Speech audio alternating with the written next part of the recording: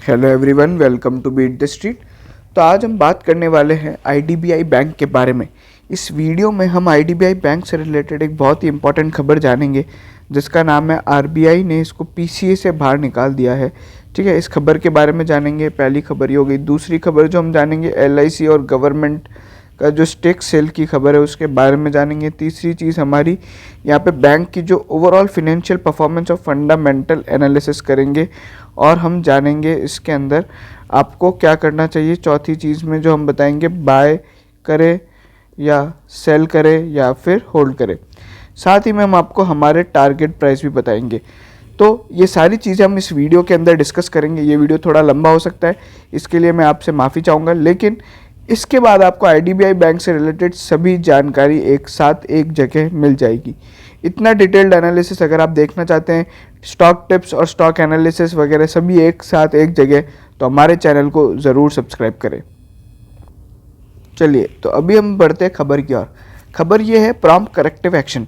Prompt corrective action का मतलब क्या होता है? देखिए, कभी भी किसी बैंक की अगर हालत ख़राब हो जाती है, यानी उसके एनपीए रेशो, उसकी डेब्ट या फिर उसके बैड लोन्स वगैरह बढ़ जाते, तो आरबीआई उसे प्रॉम्प्ट करेक्टिव एक्शन के अंदर डाल देता है, जिसके अंदर क्या होता है कि बैंक की जो बिजनेस होता है उसको रिड्यूस मैनर में चलाया जाता है। रिड्यूस मैनर कैसे हुआ? बैंक यहाँ पे लोन नहीं दे सकती है, ठीक है, बैंक यहाँ पे ज़्यादा डिपॉजिट नहीं ले सकती है। इस तरह के बहुत सारे यहाँ पे पैरामीटर्स होते हैं जिसके अंदर प्रॉम्प्ट करेक्टिव एक्शन के अंदर बेसिकली बैंक की जो बैंक खराब है उसकी हालत को सुधारने के लिए यहाँ पे लोन्स वगैरह और डिपॉजिट या बाकी तरह के जितने भी वो होते हैं ऑपरेशंस, उस पर रोक लगाई जाती है और उसके कारण बैंक की जो ओवरऑल ऑपरेशनल प्रॉफिटेबिलिटी होती है उस पर फ़र्क पड़ता है। अगर बैंक को यहाँ पे अभी पीसीए में डाला जाता है तो वो यहाँ पे बैंक के रिड्यूस्ड ऑपरेशंस होंगे, उसके कारण बैंक यहाँ पे बिजनेस नहीं कर पाएगी। तो आरबीआई ने मई 2017 में आईडीबीआई बैंक को डाला था उसके ख़राब एनपीए के चलते। जब उसे डाला था तो करीबन उसका जो जीएनपीए था वो करीबन 24% था। ठीक है, तो अभी यहाँ पे बैंक ने क्या किया है, यानी आरबीआई ने उसकी 31 दिसंबर 2020 की यहाँ पे जो फिनेंशियल परफॉर्मेंस को देखते हुए इसको यहाँ पे पीसीए से बाहर निकाल दिया। पीसीए से बाहर निकालना मतलब एक बहुत बड़ी पॉजिटिव खबर होती है। अब क्या होगा, बैंक यहाँ पे किसी भी तरह के यहाँ पे जो आरबीआई के डायरेक्टिव्स है उसके लिए, पीसीए के जो डायरेक्टिव्स है उसके लिए यहाँ पे बैंक को कंप्लाई करने की ज़रूरत नहीं है। अब बैंक अपना बिजनेस एक नॉर्मल वे में कर सकती है, बट फिर भी अभी यहाँ पे कुछ ना कुछ कंडीशंस हैं और ये अभी भी आरबीआई की निगरानी में है। ठीक है ना। अभी हम लोग जानेंगे कि ऐसी क्या क्या चीज़ें हैं जिसके कारण यहाँ पे आरबीआई ने इसे रिव्यू किया है और जो यहाँ पे सुधार आया है। तो अगर हम बात करें नेट एनपीए रेशो की, ठीक है, तो एक नेट एनपीए रेशो है जिसके अंदर यहाँ पे सुधार आया है। वहीं पे अगर हम बात करें रेगुलेटरी कैपिटल और लेवरेज रेशो, इन तीन चीज़ों को देखते हुए यहाँ पे बैंक ने अपना आरबीआई ने अपना ये डिसीजन लिया है। ठीक है ना। अगर मैं आपको बताऊं कि नेट एनपीए रेशो कितना होना चाहिए और कितना है, तो अगर अभी हम देखेंगे तो यहाँ पे बैंक का जो नेट एनपीए रेशो है अगर हम बात करें वो 1.94% है अगेंस्ट द रिक्वायरमेंट। मतलब जो मिनिमम रिक्वायरमेंट है कि कम से कम नेट एनपीए रेशो 6% होना चाहिए पीसीए से बाहर निकालने के लिए। लेकिन अगर हम देखें तो अभी जो बैंक का वो है तो अभी 1.94% है। मतलब जहाँ पे 6% की रिक्वायरमेंट थी वहाँ पे बैंक का जो नेट एनपीए रेशो है वो 1.94 है। ठीक है ना। तो कम मतलब ज़्यादा से ज़्यादा अगर हम बात करें तो यहाँ पे जो 6% का नेट एनपीए होना चाहिए था वो अब यहाँ पे 1.94% है। वहीं पे अगर हम बात करते हैं कंपनी के यहाँ पे लेवरेज रेशो की, तो जहाँ पे रिक्वायरमेंट है मिनिमम यहाँ पे करीबन 4% की रिक्वायरमेंट है, वहाँ पे 5.71 का इन लोग का लेवरेज रेशो है। ठीक है। अगर हम बात करते हैं यहाँ पे कैपिटल एडिक्वेसी रेशो की, तो कैपिटल एडिक्वेसी रेशो भी यहाँ पे बैंक का कम है। अभी जो बैंक का कैपिटल एडिक्वेसी रेशो है वो करीबन 14.77% है। ठीक है। और जो यहाँ पे रिक्वायरमेंट है आरबीआई की मिनिमम कैपिटल एडिक्वेसी रेशो होने की वो 11.5% की है। तो ये सारे पैरामीटर्स है। और उसके अलावा अगर हम बात करते हैं यहाँ पे बैंक ने जो यहाँ पे बैंक का प्रॉफिटेबिलिटी में होना भी बहुत ज़रूरी है। तो पिछले 4 क्वार्टर में बैंक यहाँ पे लगातार प्रॉफिट पोस्ट करता आया है, तो इस कारण भी यहाँ पे पीसीए से बाहर निकाला गया है। तो ये सारी चीज़ें, अभी पीसीए से बाहर निकलना अपने आप में एक बहुत बड़ा पॉजिटिव मूवमेंट होता है। इससे ओवरऑल बैंक की यहाँ पे री रेटिंग होगी और जो अभी हम लोग टारगेट देख रहे हैं 38 रुपये जो अभी भाव चल रहा है, यहाँ से हम लोग को काफ़ी अच्छा खासा यहाँ पे तेज़ी देखने को मिल सकती है। वहीं पर अगर हम बात करते हैं एक और जो खबर है उसके बारे में, तो खबर ये है कि LIC यहाँ पे अभी भी कुछ खबर आई थी जिसके अंदर कहा गया है कि LIC और यहाँ पे सरकार इसके अंदर अपना स्टेक बेचना चाहती है। अभी स्टेक कितना है आप सभी को पता होगा, लेकिन मैं फिर भी बता देता हूँ। यहाँ पे अभी LIC का जो स्टेक है वो 49% है और गवर्नमेंट का स्टेक यहाँ पे 45% है। अभी LIC और यहाँ पे गवर्नमेंट स्टेक बेचती है तो कैसे फ़ायदा है? बहुत से लोग पूछना चाहते हैं कि भाई LIC और गवर्नमेंट स्टेक बेच रही है तो इससे अपने को क्या फ़ायदा है, बैंक को क्या फ़ायदा है? ये बिल्कुल वैसा ही है जैसे कोई भी सरकार की कंपनी को प्राइवेटाइज कर दिया जाता है ना, प्राइवेटाइजेशन या डाइवेस्टमेंट, ये बिल्कुल वैसा ही कॉन्सेप्ट है। अभी क्या होगा, अगर LIC और गवर्नमेंट अपना स्टेक बेचेगी तो कोई यहाँ पे बड़ा इन्वेस्टर आएगा। वो बड़ा इन्वेस्टर बहुत ही प्रोफेशनल होगा, ठीक है, और साथ ही में एक मतलब प्रोफेशनल मैनेजमेंट के कारण यहाँ पे जो बैंक की ओवरऑल वो है अपनी परफॉर्मेंस है उसमें काफ़ी यहाँ पे एक इम्प्रूवमेंट देखने को मिलेगा। और उसी के साथ यहाँ पे मैं एक और बात बताना चाहूँगा कि जब LIC का IPO जो कि इस साल या फिर अगले साल आने वाला है 2021 या 2022 में, तो यहाँ पे सबसे इम्पॉर्टेंट बात यह है कि LIC को अपने IPO लाने के लिए IDBI के अंदर अपना स्टेक कम करना पड़ेगा, ठीक है ना, क्योंकि ये एक रिक्वायरमेंट है SEBI और यहाँ पे IRDA की भी। तो इस तरीके से है। पर यहाँ पे मैं आपको एक और बात बताना चाहूँगा। अभी यहाँ पे प्रॉब्लम क्या है, अभी अगर आप देखेंगे तो इसका जो भाव चल रहा है वो करीबन 36 से 38 रुपये के बीच में चल रहा है। लेकिन जो LIC का स्टेक का जो कॉस्ट है, LIC ने अपना जो स्टेक खरीदा है वो करीबन पहले एक बार 61 रुपये में खरीदा था, फिर यहाँ पे उन लोग ने खरीदा 60 रुपीज़ में, और ओवरऑल जो अभी यहाँ पे एवरेज है वो करीबन 61 से 60 के रुपए में आता है। लेकिन जो भाव चल रहा है वो 36-38 रुपीज़ के कारण यहाँ पे अभी भी प्रॉब्लम में है। और पिछले 14 महीने में जब से LIC ने इस पर स्टेक खरीदा है, LIC की कॉस्ट अभी तक उस भाव पे नहीं आई है।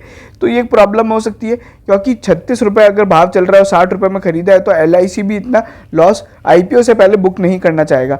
तो ये एक प्रॉब्लम है अभी भी स्टेक सेल के अंदर। अब हम बात करते हैं कंपनी के बहुत ही शानदार प्रेजेंटेशन की, जिसका नाम है इन्वेस्टर प्रेजेंटेशन।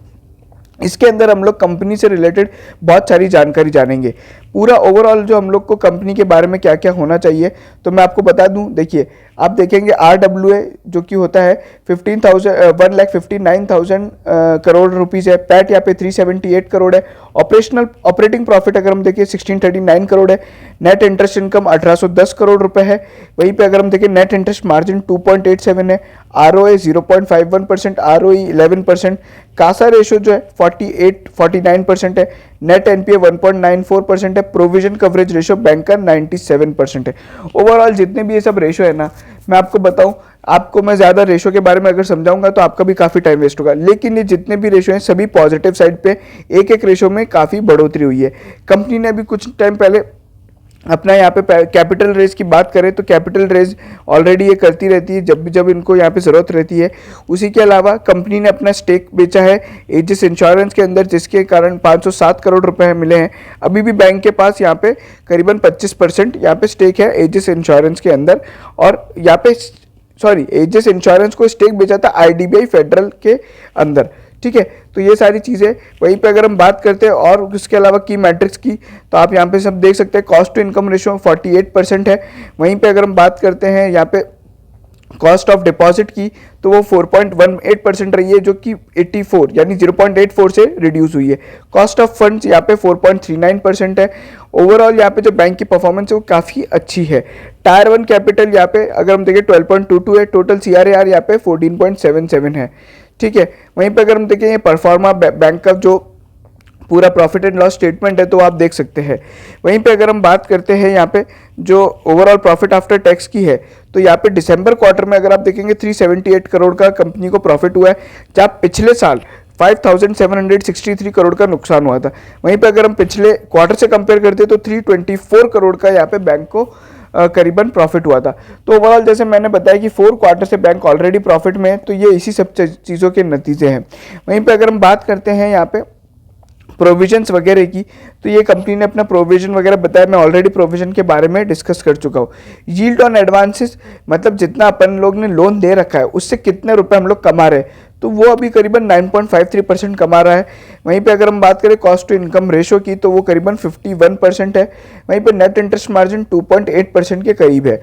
उसी के बाद अगर हम बात करते हैं बैलेंस शीट, तो यहाँ पे लाइबिलिटीज़ में बोरोइंग सबसे ज़्यादा है। अगर हम देखेंगे तो बोरोइंग्स यहाँ पे अगर हम देखेंगे तो करीबन 35,822 करोड़ की है। उससे ज़्यादा जो लाइबिलिटीज़ है वो डिपॉजिट्स है, पर डिपॉजिट्स ओवरऑल जो बैंक की होती है, ये सारी चीज़ें हम लोग इसे लाइबिलिटीज़ में नहीं कंसिडर करते, ठीक है। और अगर हम देखें दिसंबर 20 में कितनी लाइबिलिटीज़ है, तो 30,000 करोड़ की करीबन लाइबिलिटीज़ है। वहीं पे अगर हम देखें कि यहाँ पे बैंक की नेटवर्थ कितनी, तो आप 25,000 करोड़ प्लस यहाँ पे आप ओवरऑल इसको 10,000 करोड़ को जोड़ेंगे तो करीबन 35,000 करोड़ की बैंक की यहाँ पे नेटवर्थ है। तो ये सारी चीज़ें। वहीं पर अगर हम बात करें सबसे पहले कि एडवांसेस, तो एडवांसेस वगैरह आप देख सकते हैं किस तरह के लोगों को कितना एडवांस दिया गया है। ओवरऑल जो अगर आप देखेंगे बैंक की यहाँ पे जो परफॉर्मेंस है काफ़ी अच्छी रही है। चलिए अब हम जान लेते हैं कि हमारा इस पे ओपिनियन क्या है, आपको क्या करना है, बाय करना है, सेल करना है, क्या करना चाहिए। देखिए अभी क्या है कि जो बैंक की नेटवर्थ वगैरह है तो वो करीबन है 35,000 करोड़, ठीक है ना। 35,000 करोड़ करीबन बैंक की नेटवर्थ है। वहीं पे अगर हम देखें मार्केट कैपिटलाइजेशन तो 41,000 करोड़ रुपीज़ के लगभग अभी चल रहा है। तो अगर आप देखेंगे तो प्राइस टू बुक रेशियो आता है 41 को अगर आप 35 से डिवाइड करते हैं तो यहाँ पे जो आता है वो करीबन अगर हम देखेंगे तो 1.1 के करीब प्राइस टू बुक रेशियो आता है। तो ये काफ़ी अच्छा है, मतलब बहुत ही कम भाव पे ट्रेड हो रहा है, ठीक है ना। जो पीबी रेशियो है वो अपना 1.1 हुआ, ठीक है। वहीं पे अगर हम देखें बैंक की जो ओवरऑल परफॉर्मेंस है और ये सब चीज़ें जो चल रही है, यानी स्टेक सेल और आरबीआई का इसको प्रॉम्प्ट करेक्टिव एक्शन से निकालना, आपको अभी शॉर्ट टर्म ट्रेडर्स को भी करीबन यहाँ पे 45 से यहाँ पे आपको 50 रुपये तक के भाव देखने को मिल सकते हैं, ठीक है ना। तो ओवरऑल जो मैं बोलूँगा कि आपको शॉर्ट टर्म के लिए भी बाय करें और लॉन्ग टर्म के लिए भी बाय करें, ठीक है ना। वहीं पे हमारा जो शॉर्ट टर्म टारगेट है वो 45 से 50 रुपये का है शॉर्ट टर्म टारगेट। वहीं पे अगर हम बात करें लॉन्ग टर्म टारगेट की, तो लॉन्ग टर्म टारगेट हमारे 60 रुपये के करीबन है, एक मीडियम टर्म यानी आज से 2-3 महीने में। वहीं पे अगर हम देखें कि साल भर में कितना हो सकता है जब ये सारी स्टेक सेल वगैरह कंप्लीट हो जाएंगे और वो सब चीज़ें हो जाएगी, तो करीबन हमें यहाँ पे 65 से 70 रुपये के भाव भी देखने को मिल सकते हैं। ओवरऑल इसमें मैं बने रहने की आपको राय दूंगा। अगर किसी का भी भाव अभी थोड़ा बहुत भी ऊपर नीचे तो आप बने रहें, इसमें आपको लगभग 40 से 50 रुपये तक के भाव जरूर देखने को मिलेंगे। और ये वीडियो यहीं खत्म होता है। अगर आपको पसंद आया हो तो शेयर कीजिए आईडीबीआई बैंक के सभी शेयर होल्डर्स के साथ, और सब्सक्राइब जरूर कीजिएगा हमारे चैनल को, ताकि हम इसी तरह के स्टॉक टिप्स और स्टॉक एनालिसिस आपको जल्द से जल्द सबसे पहले बता सकें। चलिए आप सभी का बहुत बहुत धन्यवाद।